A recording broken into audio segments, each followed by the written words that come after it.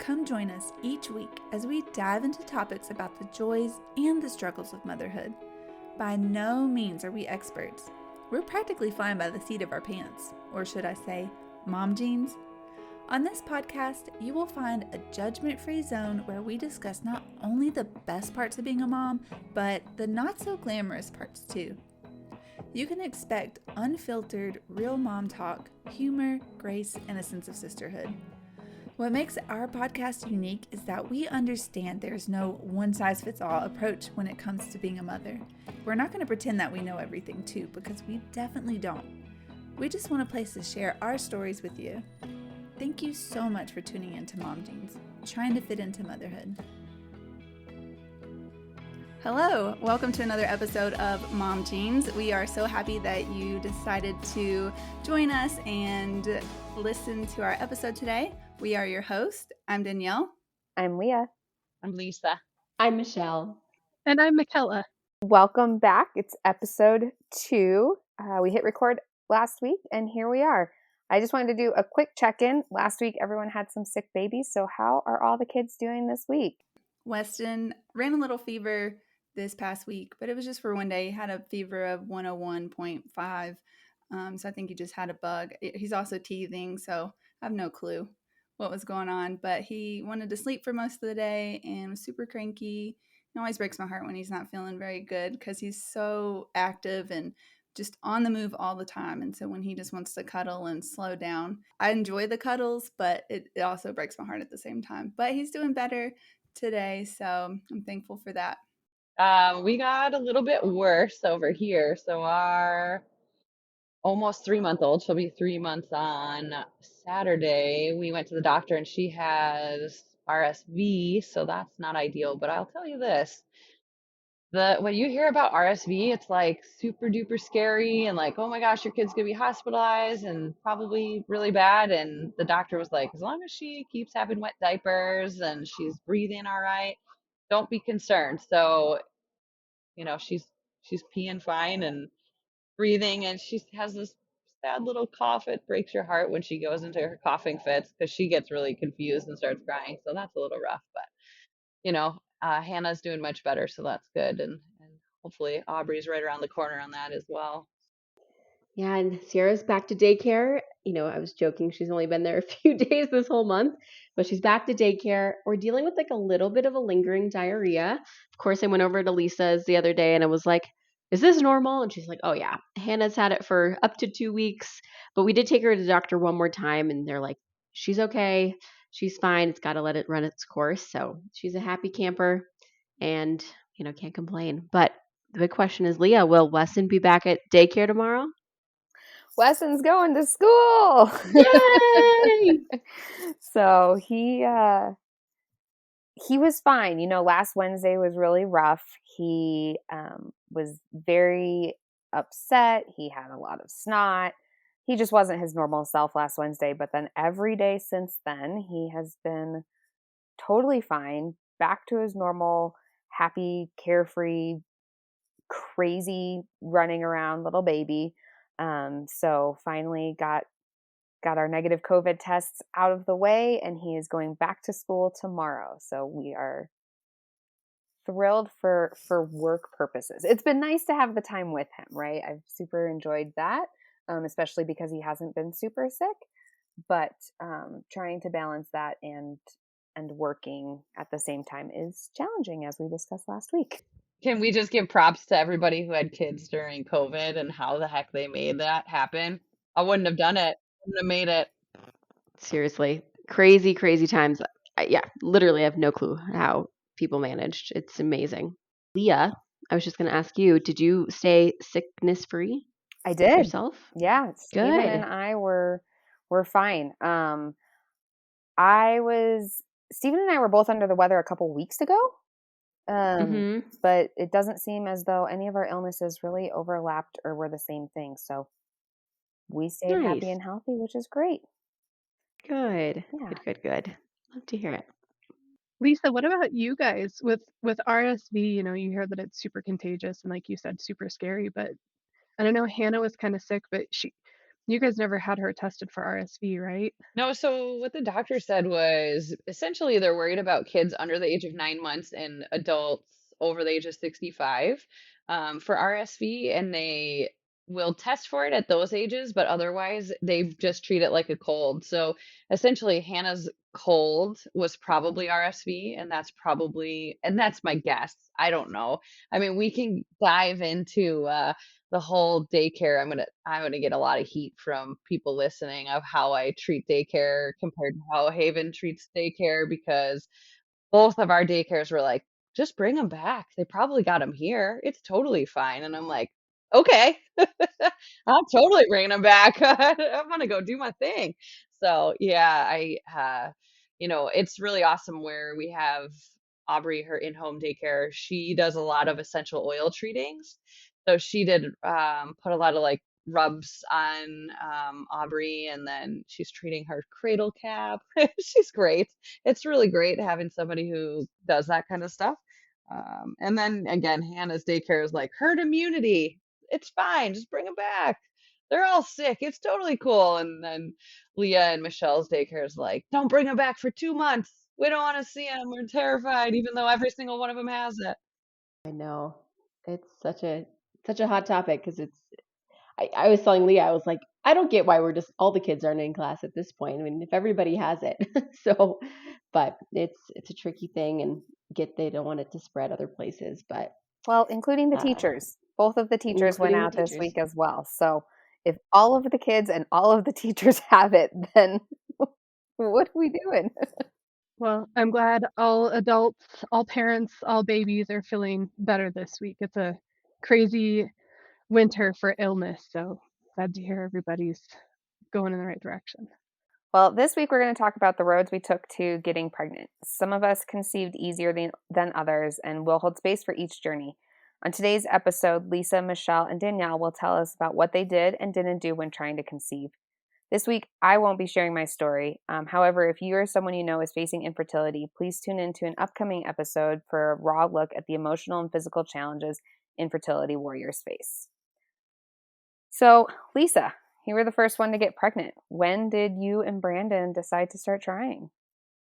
So we got married in October of 2020. So during the heat of COVID, that worked out so great because my family, my mom really wanted me to have a big wedding, and I did not want that. So it was awesome. It worked out great. But I came off of birth control. I want to say like I had an IUD. So by the way, I almost always call it an IED. That is definitely not what I had. I had an IUD and I got it taken out. I want to say like September, and we got married in October. And we kind of right away were just like, you know what, let's just see what happens. It could take us a while. We have lots of people around us that we know that have had infertility issues, and we just kind of wanted to see what happened. So October, and then I think we were pregnant by April. So whatever, however many months that is, 6 months, 5 months. It was really fun. I actually played in a tennis match the morning of, and I won. Came back from losing by a lot, and I don't know anything about tennis. It was really to get out there and be active, and I'm competitive, so I really enjoyed it. But I was like playing, and I was like, something weird's going on here. And I went home and tested, and really funny. I'm probably jumping way ahead, but I think I told Leah before I told Brandon, so I hope Brandon doesn't listen to this episode. Honestly, that was going to Whoops. be one of my questions because I do Yeah. remember you telling me immediately, and I didn't know if you had told me or Brandon first. So, I'm pretty sure I told you first. And the funny thing is Brandon also, I told him that this was what we were covering on this episode. He's like, make sure you don't paint me in a bad light when you tell them what I said. And I was like, okay, I'll tell the truth. So, Brandon was on the couch. I didn't even tell him I was taking a pregnancy test. And I walked out into the area and I was like, so I think I'm pregnant. And he's like, okay. And I was like, what? And he's like, well, we should probably take a test then if you think that. I was like, oh no, I took a test. He's like, well, you should have told me that part first. So I always tell everybody that his reaction was just, okay. He's like, that's not how that went. So yeah, so it was it was awesome. Definitely different reaction than the second time that I got pregnant. I stopped breastfeeding Hannah at 8 months because I knew I wanted to get pregnant, needed to get my period back for me to get pregnant. Obviously that's not real science, but that's what I thought. And then we got pregnant when Hannah was a year and 1 month. That one was pretty quick too. But I remember I made Brandon go look at the test and he told me he choked up and was like, "You're pregnant." And I was like, full panic mode. I did not, I mean, not that I wasn't excited, but I was like, are we ready for this? We're gonna have 2 kids. Everybody tells us it's terrifying. 2 kids is like 10 kids. Oh my gosh, this is crazy. So I went automatic, like realist, like, holy cow, what's gonna happen here? So again, we were super lucky. It went fast. We didn't have to wait too long for either of them. So you said you freaked out and panicked when you found out you were pregnant with Aubrey. What was your initial reaction when you found out you were pregnant with Hannah? It's so crazy. Like, Leah, because I think I was along for your journey through most of it, right? And we decided after you had been trying to try with Hannah, and each month that we tried and we got a negative pregnancy test, I was like, holy cow, like Leah has been so strong through this journey. I don't think I could be as strong as Leah is through all of this. And so every month that I got a negative test, I was like crushed. Oh my gosh, this is so hard. Will we not have kids? Way overthinking it. And like you kept telling me, the stress isn't helping, right? So you got to let it go. It's meant to be. It's meant to be. With Hannah, I was just like, I was so jacked. I was so excited. And then as we know, and we'll talk about this later with our pregnancy stories, as the months went on, I got more and more freaked out. But initially I was very excited and was like, holy cow, we're doing it. How many pregnancy tests do you think you took, Lisa? I With Hannah? With Hannah, I want to say like I took them every month, like leading up to getting pregnant. And then when I got pregnant with Hannah, I think I only took 3. So I took them like I took one right away and then I took another one like 2 days later and then another one 2 days later. That is definitely not how hormones work. It like doesn't just disappear like that. So that was kind of silly to do it that way, but you don't know, you don't know what you don't know. So yeah, I didn't take too many. So you kind of talked about how each month you were crushed when you didn't get a positive pregnancy test. Did you guys change anything up after those negative pregnancy tests? Did you subscribe to any of the old wives' tales, doing handstands, putting your legs up the wall, any of that good stuff? I definitely put my legs up the wall. And it would be like, put your legs up on the back, the headboard, and then don't move for like 10 minutes. And I was like, all right, I'm doing it. And Brandon one time comes in, he's like, Lisa, it has been an hour. You were supposed to cook dinner tonight. I don't think this is gonna work. And I was like, you don't know anything. So it was pretty funny. Actually, and I just to rewind a little bit with Hannah's, he was going on a trip to Belgium for work. And we had sex like right before he left because I was like, we're doing this. And it was like way before my ovulation was supposed to happen. So I was like, the chances of me actually getting pregnant are very low because I'm very far from my ovulation time. But then when he was gone, I went into this like full crazy mode. Like, he's cheating on me. He's on a trip in Belgium with some girl.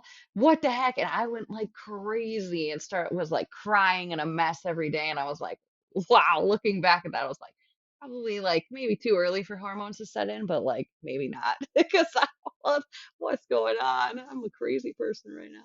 Not spewing any science here, but I do recall how I predicted that Hannah was a girl because supposedly female sperm lives longer than male sperm, and you ovulated when Brandon was out of the country. So from day one, Yes.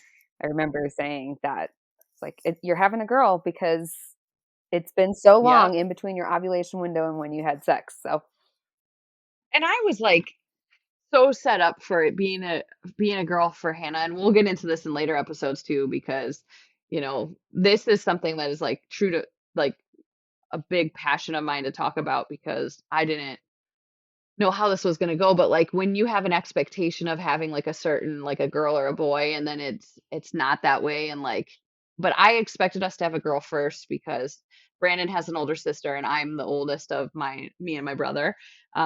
So, but like at the same time, like I Chinese calendared it and saw like, oh yeah, we're having a girl for sure and all that kind of stuff. So yes, I definitely subscribe to like all of that.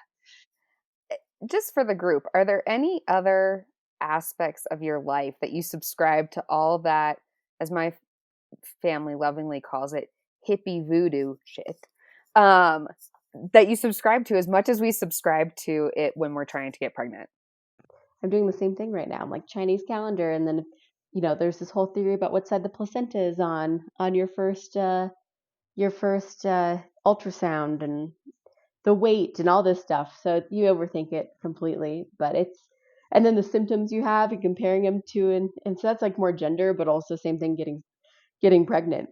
It's such a mind vortex. I think the act of like I always joke, like the first time you have sex with the intent of making another human, like that is such a wild, wild, wild phenomenon. And I think most relationships, not much should change when you get married, right? You've talked about a lot of things and you're just kind of redefining your relationship and moving forward. But with kids, everything changes. And so the intentional act of having a child messes with a lot that's going on in your head because it is a big deal. It changes everything for the better in many ways. So I think that's partly why is like we're trying to find some frameworks when we think our minds are ready and keep on moving.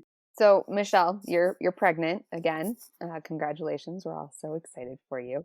I keep forgetting, but exciting. Yes, thank you. So you mentioned kind of what side the placenta's on, following those types of things. 2 questions here. Do you have a gut instinct of if you're having a boy or a girl? And are you guys going to find out? Very, very early on, I had a very vivid dream. It was a girl and was convinced. And then like a week ago, I experienced my entire birth and a little boy was born. So that was really interesting. The vivid dreams is also an interesting pregnancy topic. So I really have no clue. I was like, my gut can't be wrong. It's a girl. And then I had like the exactly equivalent dream that was a boy. So who knows? But we are going to find out, assuming everything goes well in the next couple weeks here.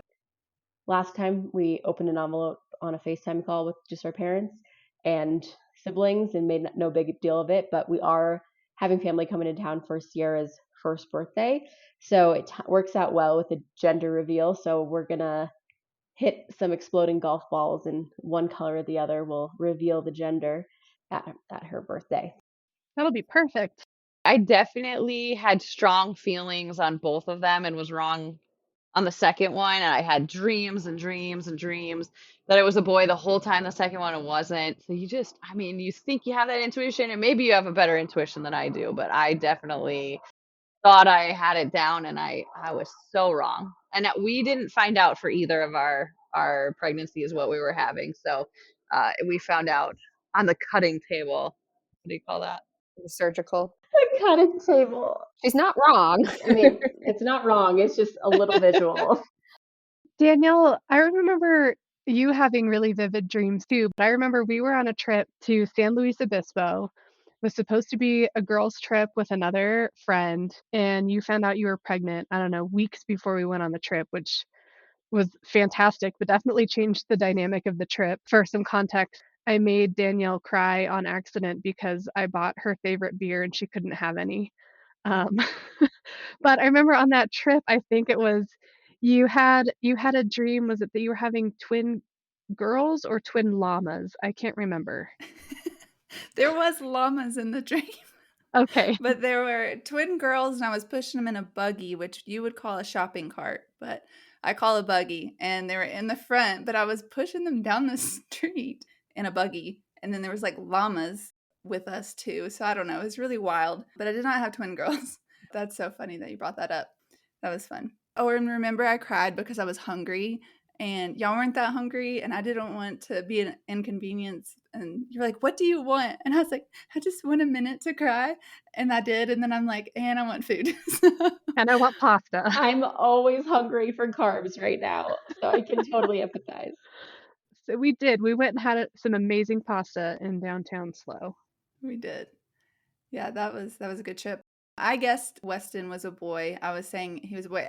I guess I was more worried. Twins run in the family, so I just didn't know if I was going to have twins. And then I was like, well, maybe it's a girl. And then I did have a child come up to me when I was getting a pedicure. I did not even look pregnant. And she's probably 4. And she's like, there's a baby in your belly. And I said, what? She's like, there's a baby in your belly.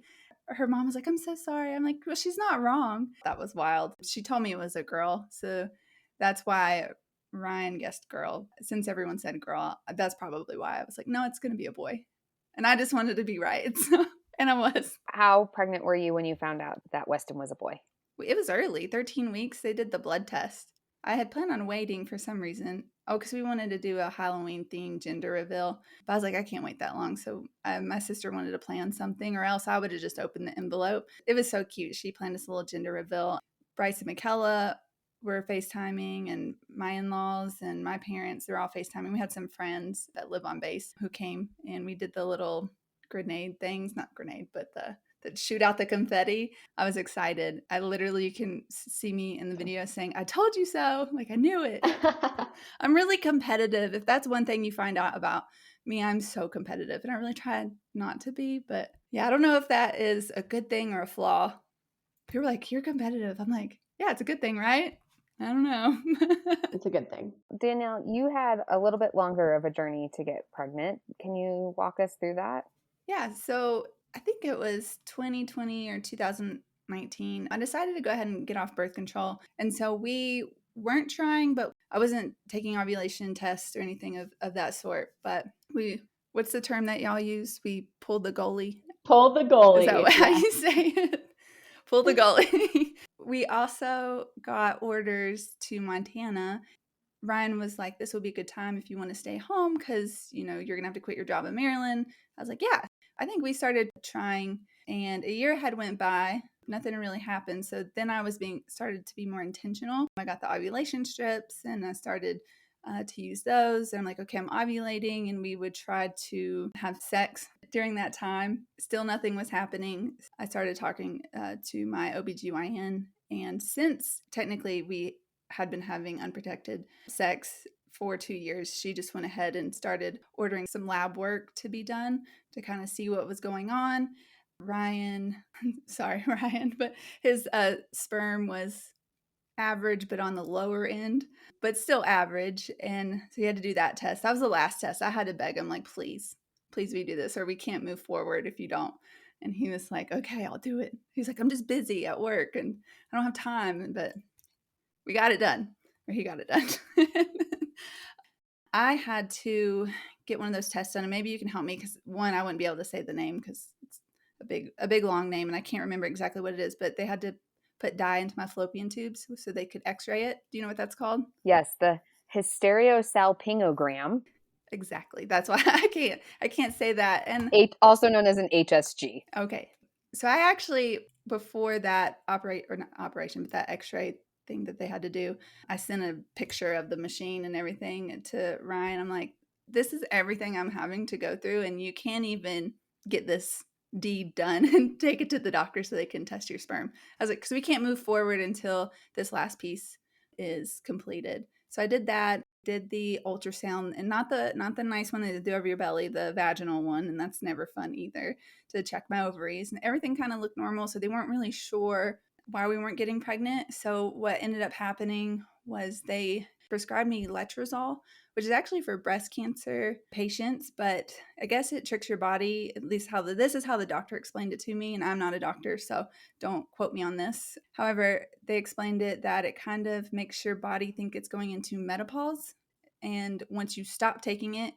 then your body's like flushed with estrogen and it'll make you ovulate. And so I had to take it for 5 days. I'm pretty sure I had hot flashes when I was taking this, but I took it for 5 days and stopped. And then I had to go in for an ultrasound and to check to see, to check my eggs. And they said everything looked good. And then we had to have timed sex. Like we had to have sex between, I think it was like 3 to 4 days that we were supposed to have sex. And so, it really takes the fun out of it and almost feels like a job. And I was like, okay, we have to make time today. And the very last day, sorry again, Ryan, but we tried, and he was just like, I'm just so busy at work. His mind was somewhere else, which that made it kind of hard on me. I felt like I was pressuring him, but then also it's just he was in a place of work that he was just going through a difficult time. And so that was kind of hard on us too. And so I just remember crying all day. And I was like, what if it didn't work just because we didn't have sex that one time? And I really didn't expect it to work the very first time either. I was tired those 2 weeks, and that 2 weeks is brutal. But I was feeling tired and maybe a little cranky. But other than that, I felt pretty normal. And they told me I couldn't take a pregnancy test early because that medicine I took, the letrozole, could cause a false positive. So when I did test on the day that I was supposed to have my period, they said to wait, I guess that's 14 days, to wait and take the test. I did see the 2 pink lines and was, super, I wouldn't say I was excited. It's what I wanted, but I was afraid. I was like, what if it's a false positive? Like, what if I didn't give my body enough time? So I just don't know if I believed it at the time. I was at my parents' house and I went to my sister's room and she's like, what are you doing? I'm like, I don't know. And she's like, are you pregnant? I was like, mm-hmm. And because she knew that I was supposed to test that day. And I was like, I don't know. I'm like, there's 2 pink lines there, but I was afraid to get my hopes up, I guess. And so when I did go in back to the other bedroom where Ryan was sleeping, and I was like, I gotta tell you something. He's like, what, are you pregnant? And I was like, I think so, but I think we should have been more excited, but I just feel like he also knew that it could have been a false positive, and we were just worried, and it was just so soon. And Ryan is a see it to believe it kind of person. And so he really didn't believe it until we went into the ultrasound and saw he looked like a little turtle in there. And he's like, oh, we're having a baby. And I'm like, yeah, I told you, I knew this. Yeah. So the first person I told was my sister. I let her guess and then told Ryan right after that. It's amazing how much of a mind game the pregnancy thing is like false positives. I mean, it sounds like the medication you were on it's a little bit more common, but like even I was like, oh, it's probably not real. Like it was a mistake, right? Like because you just want it so badly, as much as you tell yourself, oh, it's fine, it can take time, it's okay, but you still are like, man, is this real? Is this real? And you're like, man, I should have been more excited about that, right? Like I should have had a different reaction than I did. We're very hard on ourselves, as we've all talked about, and why this podcast exists, because we all need a lot of therapy because of, are we being a good enough mom? Did we react the right way? Right? Yeah, exactly. You just think like, oh, you get a positive pregnancy test and you call the OB, they're going to be like, come on down. Like, we'd love to make sure you're actually pregnant. They're like, nope, we'll see you in 8 weeks. And you're like, hold on, what? I have to like have blind faith in these $2 Walgreens tests in this whole process. It's wild. Yeah, I think even 2 weeks after that, I went and grabbed the one that is the digital one and took it again, and it said pregnant. I'm like, okay, I'm going to stop spending my money on this test. Danielle, I was going to ask, how many tests did you take? Oh, probably way too many. I don't know, because I want to know. I'm a very impatient person. I wish that I had more patience, and I really try. It had to be over 20. If we're talking about the time between the 2 years, probably way over 20. But if I knew that I had to wait when we did try that one specific time, 14 days. So I probably took 3 then, and then a couple weeks later, like 2 more. Danielle, just a quick note. Your patience will get a lot better when you have a toddler. Just you wait. Well, good, because I need the patience. I know we're going to talk about this in a myriad of capacities, but inconsistencies across doctors, pediatricians, schools, all things of that sort. So Danielle, I want to know, because Lisa, Michelle, and I all go to the same OBGYN. So I know how it works out here. But for you, how long did you have to wait from your positive pregnancy test to go to the doctor for the first time? I think it was 8 weeks. Yeah, it was 8 weeks, and maybe that's when I got my ultrasound too. was about 8 weeks. But once I had COVID, they didn't put me as like a high risk pregnancy, but she wanted me to get more ultrasounds done because I guess her reasoning, again, not a doctor, don't know the science behind it, but she was just saying pregnant people with COVID, sometimes they see lower birth weight. So they just wanted to keep checking his weight. Then now looking back at it, it was nice to see him so much, but then, you talk to moms and they want less hands-on and less ultrasounds. So I could see that too, but he was fine.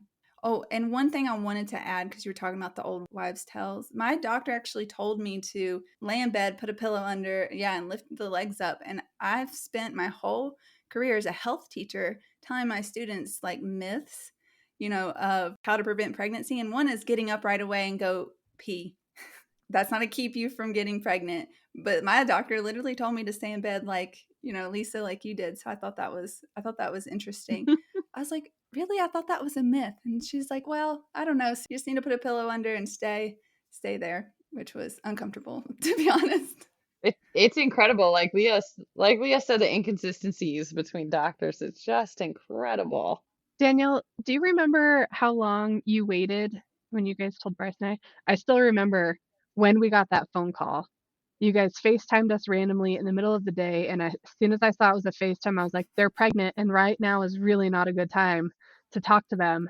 And I answered the phone, and you guys were like, hey, what are you doing? And Bryce was fixing something in the backyard, and I think maybe my sister was over, and there was chaos, and I was like, I have to call you back later because I knew exactly what that phone call was, and I knew that we were not in a situation to really be focused on it. But I guess I didn't know like how far along you guys actually were when you made that phone call.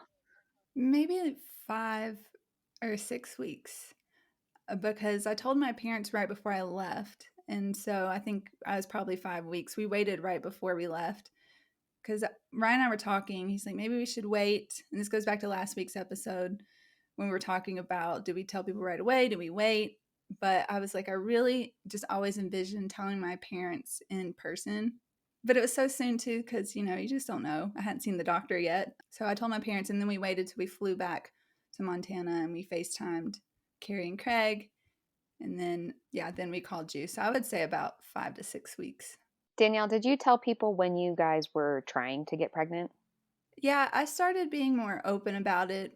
Probably not at first, but I was hearing more stories like mine. And when they shared, I knew that helped. So I did tell people that we were trying, especially, well, and then I told my mom too, just don't pressure me. She did back off a lot. She's like, when are we having grandkids? And then she realized, she told me, she was like, I don't remember it being that hard for me, is what she said. I'm like, we are all 8. My siblings are all 8 years apart. My sister and my brother are 16 years apart. Wow. And she's like, well, I guess I never really thought of it. I guess back in the day, people didn't talk about it. And so I was like, we're trying. I was like, and it's stressful when you keep asking. I was like, I'll let you know, I promise. But just know that we're practicing.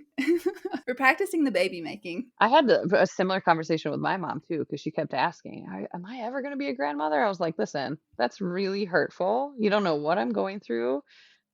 We've been trying, and that's not a question, and you shouldn't do it. You shouldn't ask that way, right? Like you just don't know. So I was just about to ask. I'm going to ask the awkward question. How does the intention of trying to get pregnant change your sex life with your partner? It becomes transactional. Did it? Is it really just like that cut and dry? Like it just feels like, okay, do your business now. There's pleasure's not as important. Well, it's still important, I will say. Like, if we can make it fun, we should. But it does get, like I said, stressful.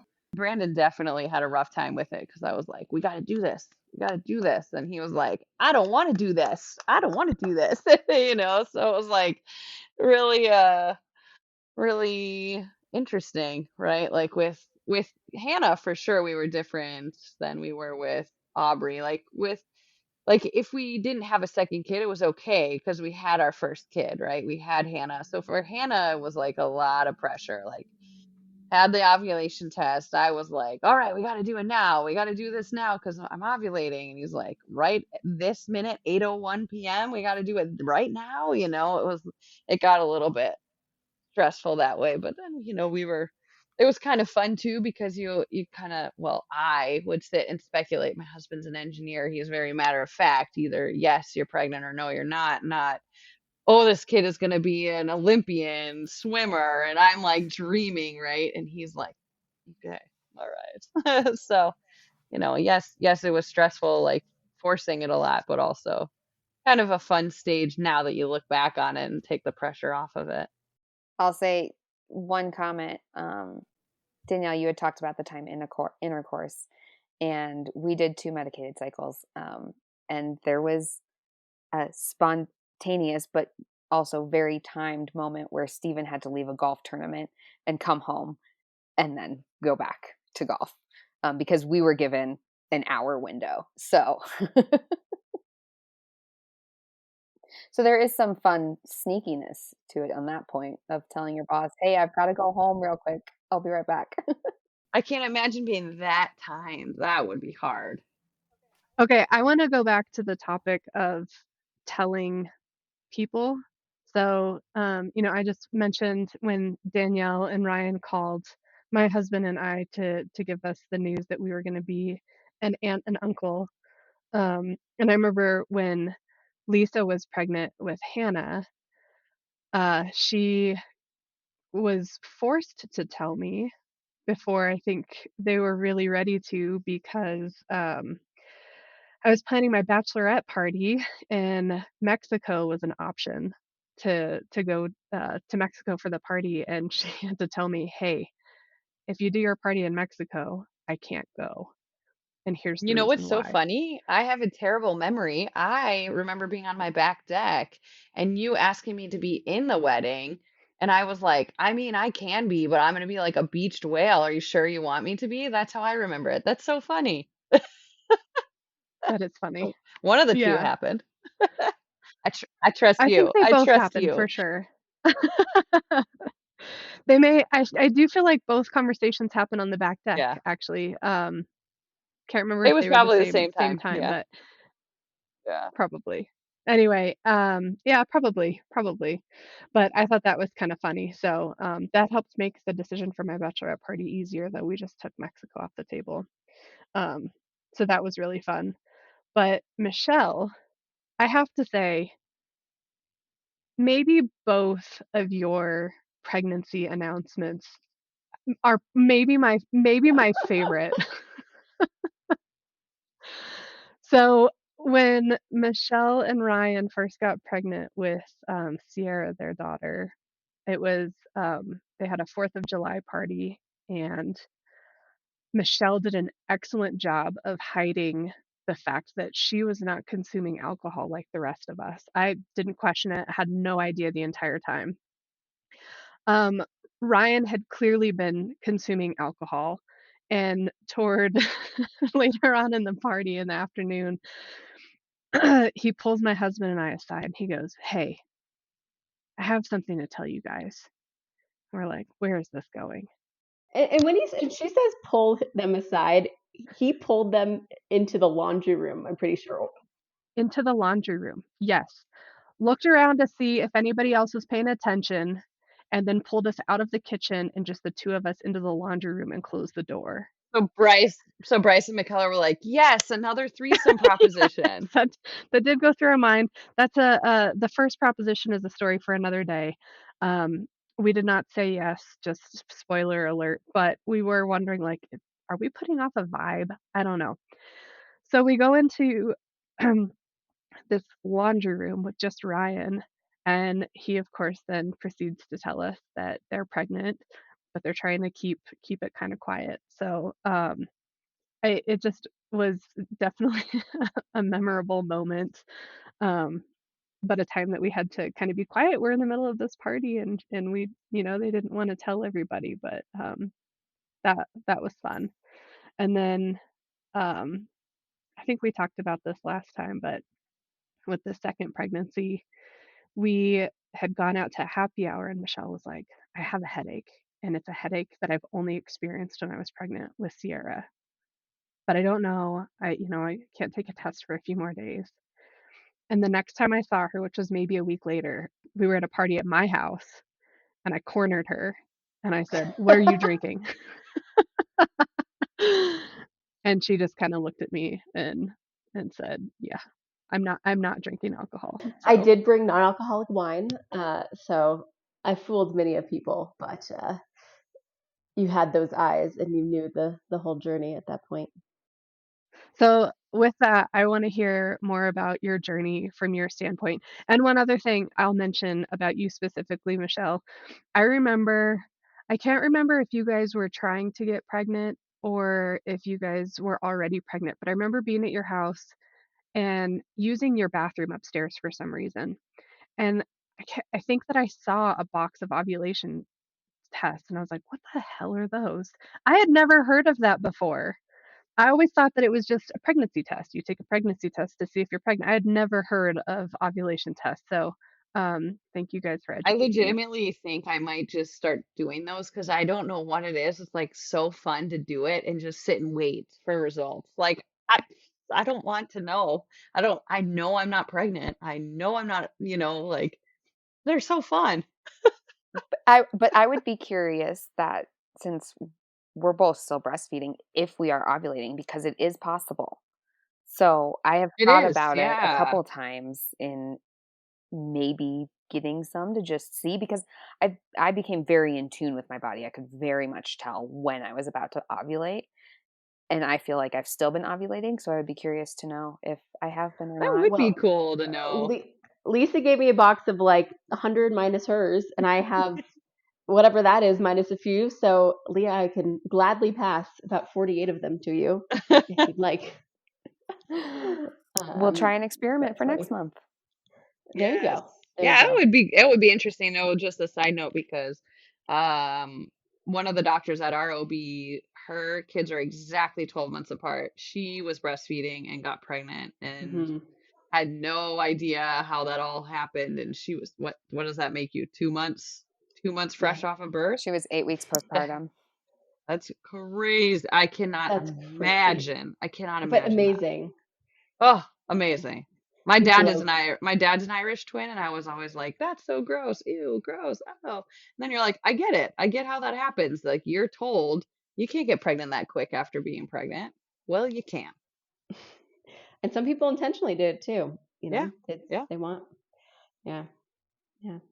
Well, yeah. So our journey was very fortunate overall. Like, I talked about last time in our list of whys and why nots to get pregnant. Um, we all of a sudden had all these whys, like again, our parents, our family, our house settled a little bit. And the last why not was we wanted to go on our honeymoon because I think I mentioned last time we were married during COVID and we had this big honeymoon planned to Japan that got canceled.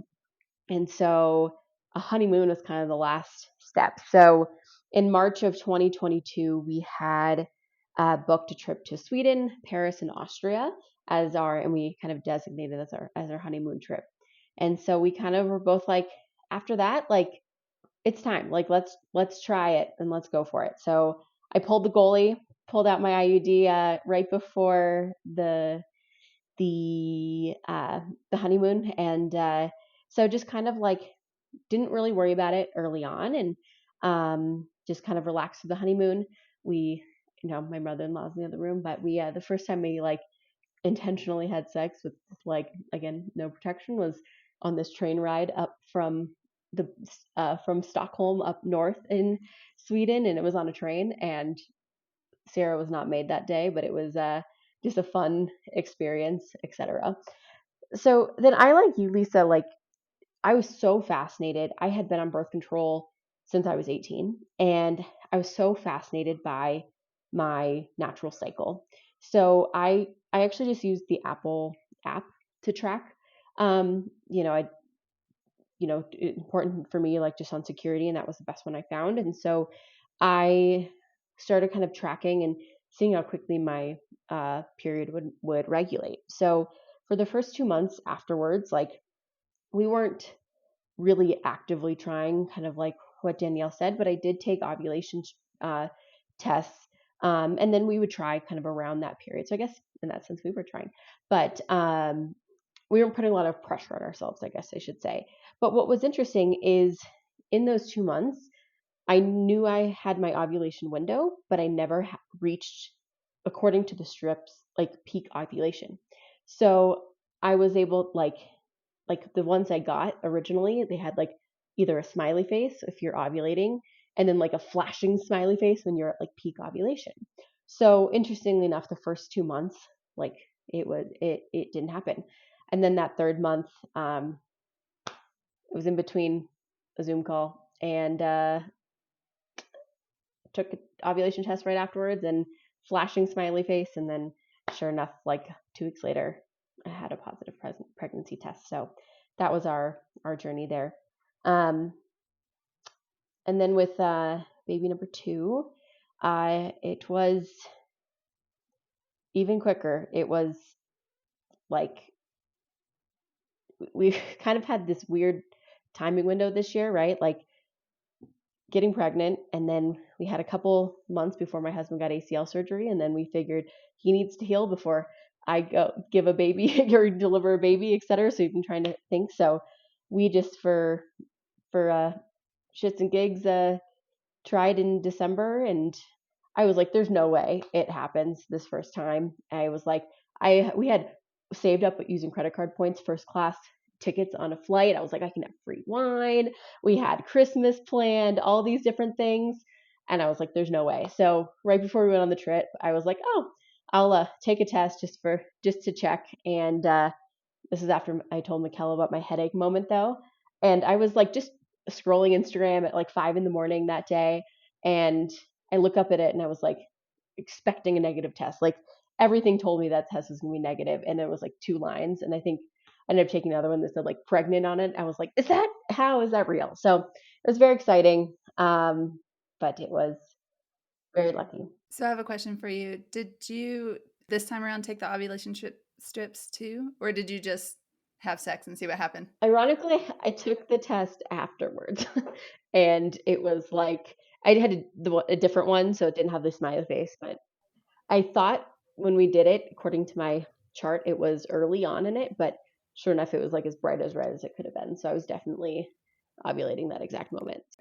Once you stopped breastfeeding, you said your period came back. I'm just curious from thinking about getting pregnant again soon. Mm-hmm. How many periods did you have before then? And were they regular? Like, what was your menstrual cycle? Like, how many days? Yeah, it's a good question. So I breastfed for 6 months, and she was 10 months when we got pregnant. So I think I got my period back pretty soon after I stopped breastfeeding, and I think it regulated almost immediately. So like for me, it's like a 28-day cycle. So it was pretty. Maybe the first one was a little bit off, but then after that, it got regulated pretty quickly. I stopped breastfeeding at 9 months, and then my period came back in December. And so I've had 2 periods so far. Mine was 28 days, and that's 27 before a pregnancy. And now I'm still waiting on my period. Newsflash. It's 29 today. That happened on my Danielle, my like second or third period after stopping breastfeeding. I had a really weird one. Like it was really delayed, and then it was like 8 days. It was awful. I was so mad. So it was like, I'm not trying to crush your dreams. Yeah, no, I don't think that I am. I'm just waiting for it to show up. But Yeah, it was weird. It was like it took a little bit of regulating before I got to like, okay, yeah, here we go. And I've talked to a few moms about this. Like it comes back with fury. It is very heavy flows after you get your I didn't realize that. I didn't either. So I used the Diva cup, and I didn't realize there was 2 sizes. And I was like, they have one for before pregnancy and one for after. So yes, if you are a first-time mom and you haven't had your period come back, it does come back. I think with vengeance. It's a lot heavier than it ever has been. Vengeance. It'd be interesting to know how different that is with a C-section compared to a natural birth, Yeah, vaginal birth, sorry. right. Should say vaginal, not natural. Totally different. And misconception too, I guess I didn't realize you, whether it's C-section or vaginal birth, you still bleed even if it's a C-section. I mean, it makes sense. It's got to go somewhere, but I just didn't expect to bleed for 6 weeks. Hopefully for you, for me, my second time was like nothing. Like I was done bleeding within like less than a week Oh, wow. Really? after birth. But I mean, Michelle, you went through some trauma. But you guys all went through 6 or 7 weeks of bleeding after birth? Yeah. Yeah, mine was at least 8. Oh my God. Yeah, mine was like 10 days. And then it had like 3 or 4 multiple spikes. I had to like call to make sure I wasn't hemorrhaging. It was Wow. intense. That's scary. Yeah, I didn't have that. I never like bled through a pad or anything. If our husbands were listening to this, we're like, ugh. But this is life. It's real Hey, life. they were right there beside us. That's true. Yeah. Brandon's fascinated by it. I still get shy about like stuff, and Ryan reminds me. He's like, I literally would help you change your pad and put it like help you get dressed. I'm like, you're right. You're right. Oh, it's even grosser. TMI to the moon about to come.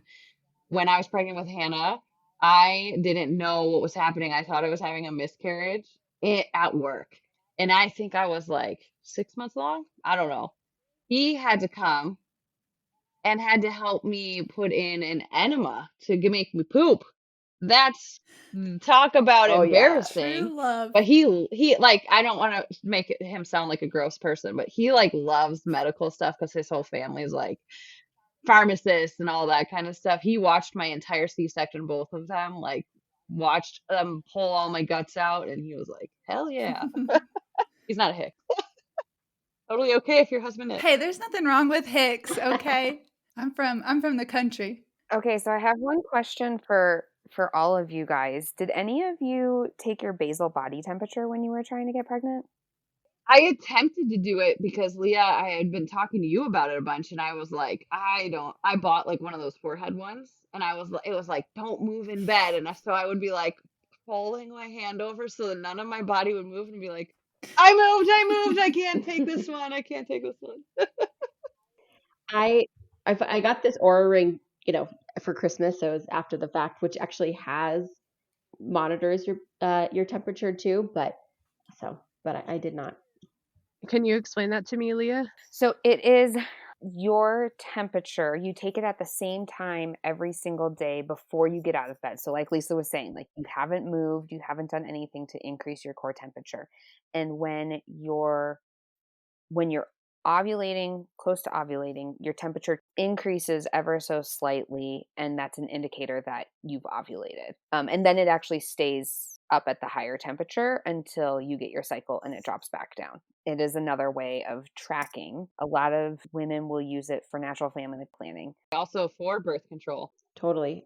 We spend our whole lives trying not to get pregnant. And then when it's time to think about it, like again, we're not doctors, but there's such a scientific method to it, right? Like, most of the month you technically can't get pregnant.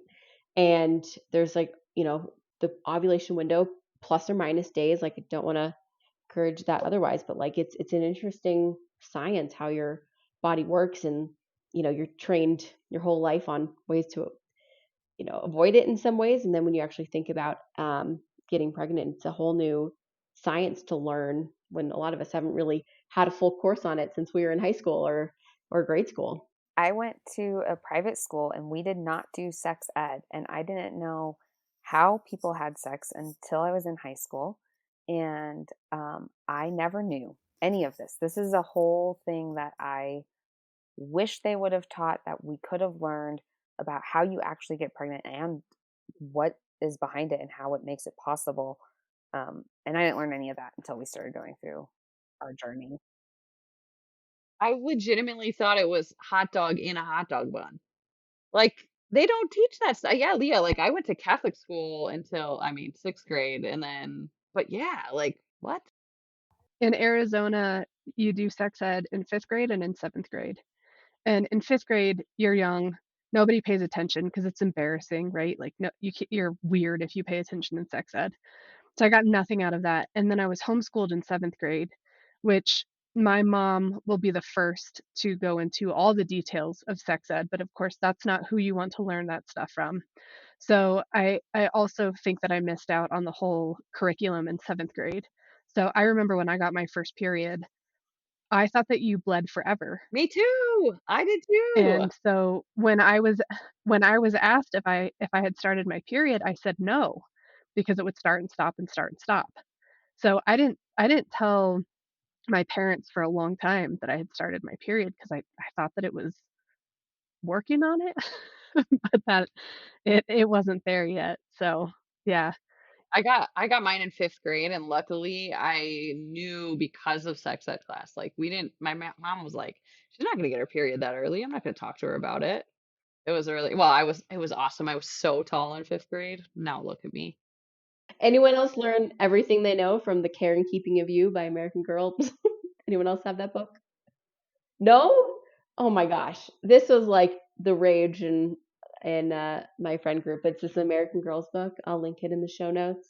But basically talks through all these things women go through. It's like a very picture filled book. It's great. It's a really good book. Nice. I think it was in the 4th grade when we learned about our period, and I remember going home and being like, Mom, I was like, I learned about a period today. And she goes, oh, that's great. And then she didn't even talk about it. So I'm like, then I felt embarrassed, you know? So yeah, it wasn't talked about either. I do remember in high school they talked about contraceptives, but still, I don't think I was really paying attention. And by high school, it's a little too late for some, you know? I mean, that should be earlier talking about just how the reproductive system works and how pregnancy happens. Because I feel like a lot of people that I knew who got pregnant at a very young age was like, I don't know how this happened. I don't think though, even if you taught me younger, I would have paid attention to it. Because I remember having sex ed in like sophomore year of high school and nothing. I didn't retain a thing from it because I was like so far from being liked by the boys. I was like, this doesn't pertain to me. This is for the girls who get boyfriends, you know. So I didn't, it was in one ear out the other. I had to be there. Yeah, I don't know.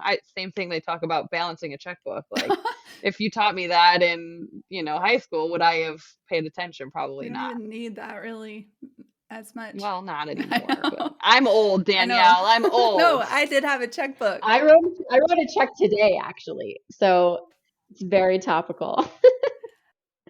When I taught health and sex ed, um, and again, I'm a small country girl, and I grew up in a very modest family, um, not using the appropriate body parts either, like words for that, which I do highly recommend that you use the correct anatomy when it comes to our parts. So, vagina and penis.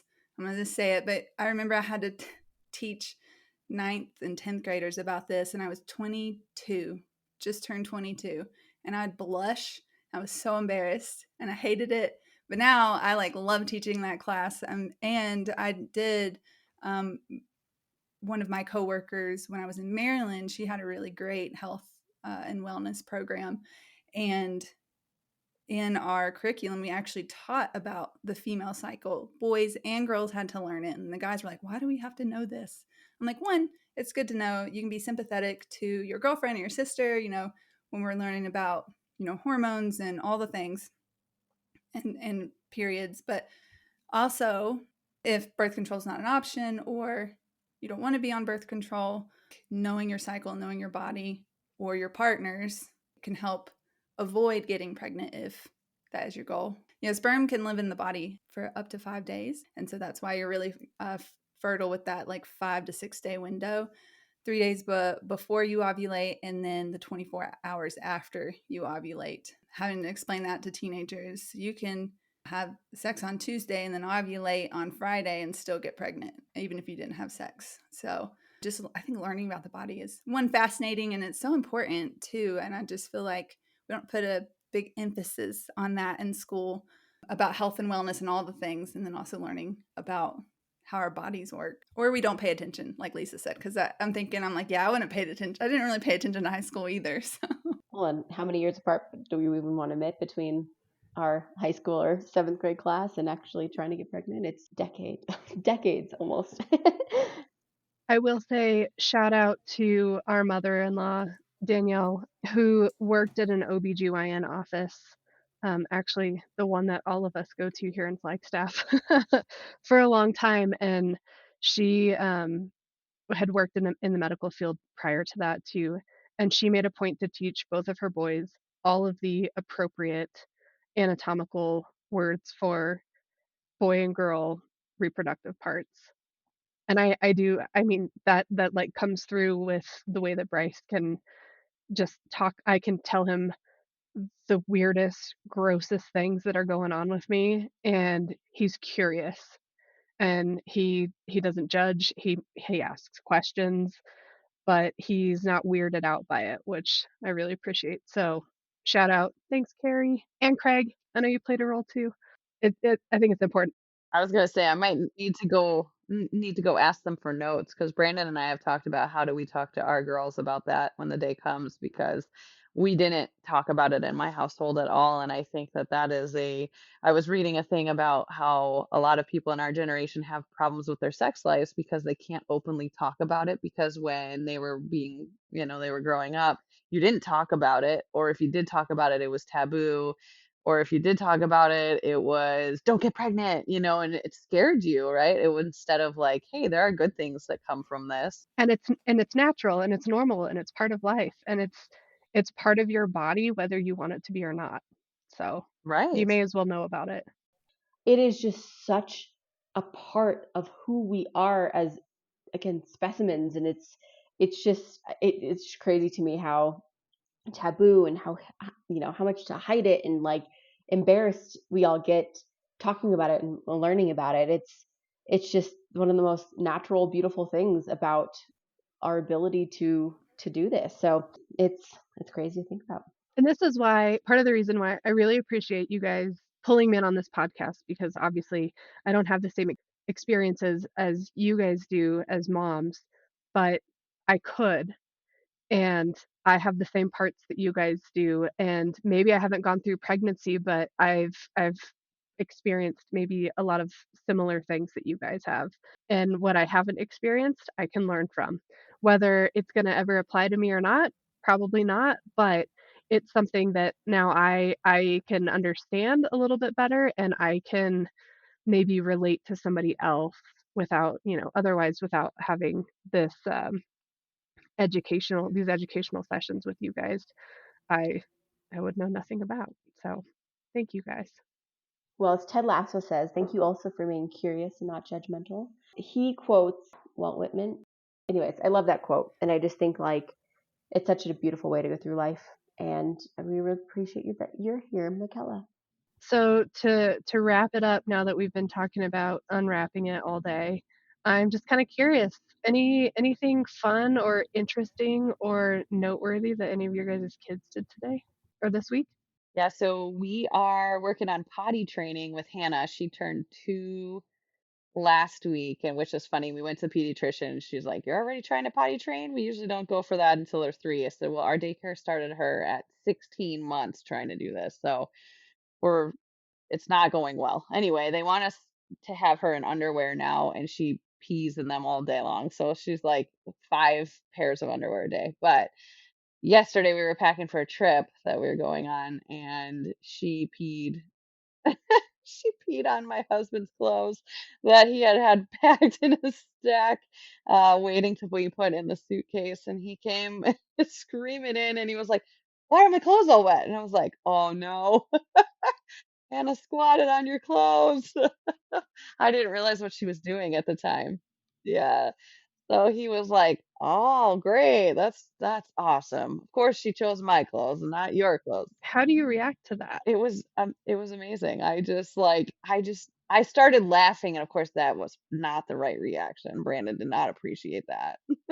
Did you have to wash his clothes before you? Oh yeah, so we were coming down to my parents, and he's like, "We'll just put them in a bag and then we'll wash them when we get down there," because we were already really late, and we like gave Brandon a panic attack because we were not prepared. It was terrible, but yeah, so he washed them when we got down here. But oh boy, that was terrible but hilarious. I'm glad it wasn't my clothes.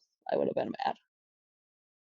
I'll give you a quick low and then I'll tell you a high from the week of what Sierra did. So I guess low is going to be tomorrow morning when I have to send a stool sample to the lab. So that's going to be a fun, gross moment. But my high of the week is she is like she's kind of resisted her high chair and she just kind of wants, I don't know what it's been about the high chair. It's just like not her favorite place to be. But we ended up switching her. There's like this little folding chair. It looks like a camper chair that we put on our dining room table chair. And so she, instead of kind of being separated a little bit with the high chair, she's like part of the table.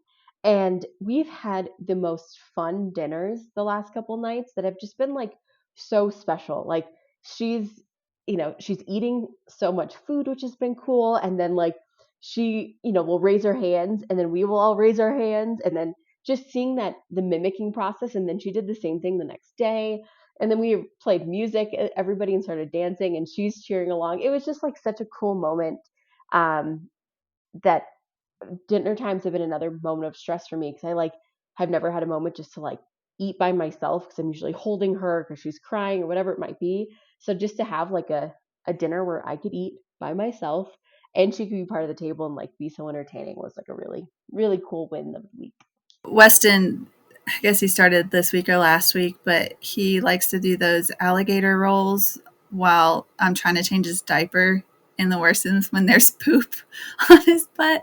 So if you don't know what that is, like not poop, but if you don't know what the alligator roll is, it's just as soon as I take his diaper off, he rolls over and sits up, and then he wants to grab, I guess, the artwork I have over his changing table. So I didn't put it up high enough.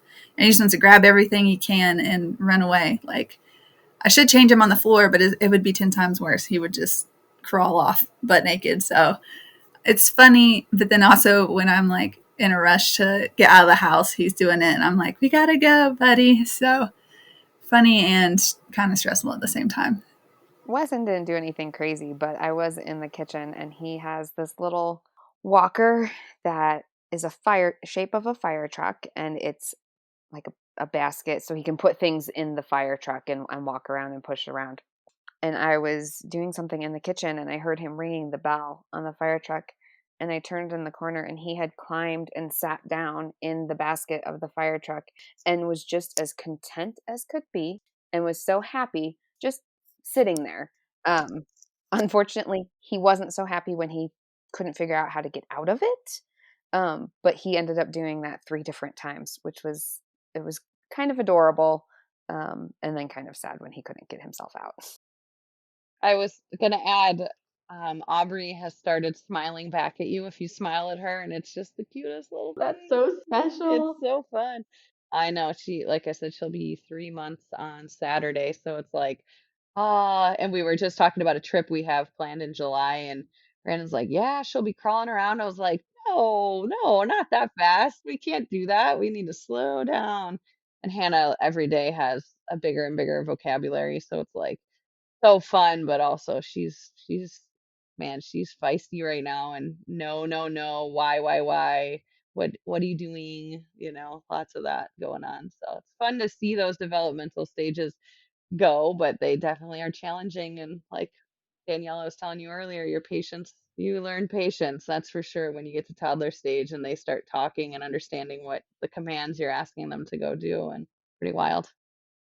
Thank you guys for sharing your kiddo updates. Like I said on the last episode, I love your kids like they're my own. So it's fun to see and hear about all these different milestones and fun, eventful situations like peeing on clothes and rolling around in poop and sitting in baskets.